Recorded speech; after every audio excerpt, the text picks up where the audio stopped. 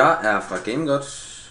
Sidder du derude og tænker, jeg kunne godt tænke mig at joine, men du ved ikke hvordan man får Teamspeak og kommer ind og snakker med os, så vil jeg lige vise dig det her. Det første vi skal finde ud af, det er om vi har 32 eller 64 bit system. Det gør vi ved at gå ned i start. Så går vi ned i computer. Går ned, ja. Så højreklikker vi, trykker egenskaber. Under systemtype, som står over i teksten her, der vil der stå om du har 32 eller 64. I mit tilfælde har jeg 64, og det husker vi lige på. Så går vi ind på internettet. I Google, der skriver vi Teamspeak, hvis jeg kunne stave til det, ja. Så går vi ind på det første link på Google. Så helt op i højre hjørne, der er der en der hedder Downloads. Den holder vi musen over. Så kommer der en menu ned, hvor vi kan vælge nogle forskellige ting. Der tager vi Teamspeak 3. Og det er så her vi skal bruge informationen om vi har 32 eller 64 bit. Og som sagt i mit tilfælde er det 64 bit. Så jeg trykker download.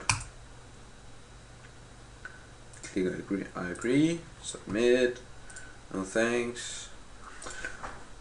Og så begynder den download lige om lidt. Så trykker vi kør. Så skal den lige hente programmet.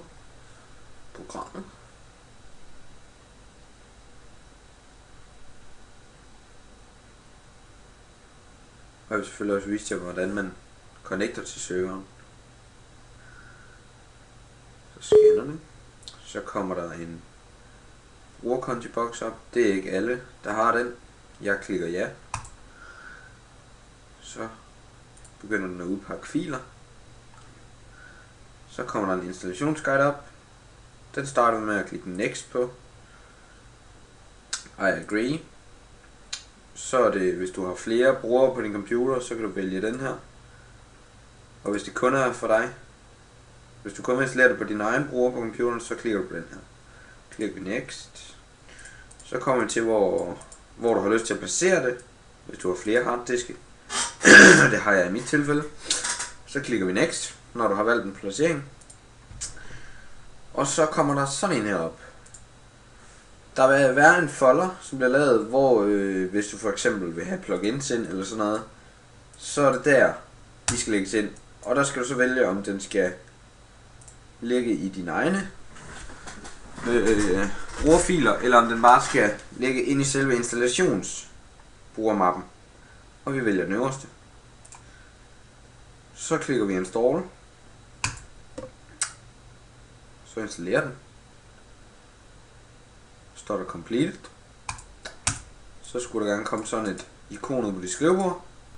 Så starter vi Teamspeak op. Så går vi op i connections. Trykker connect. Så skriver vi Teamspeak adressen. Så skriver vi vores navn. Det skal så være med T. Jeg er rigtig god til at stave. Og serverpassword, det har vi ikke på serveren. Så klikker vi connect. Og så kommer vi ind.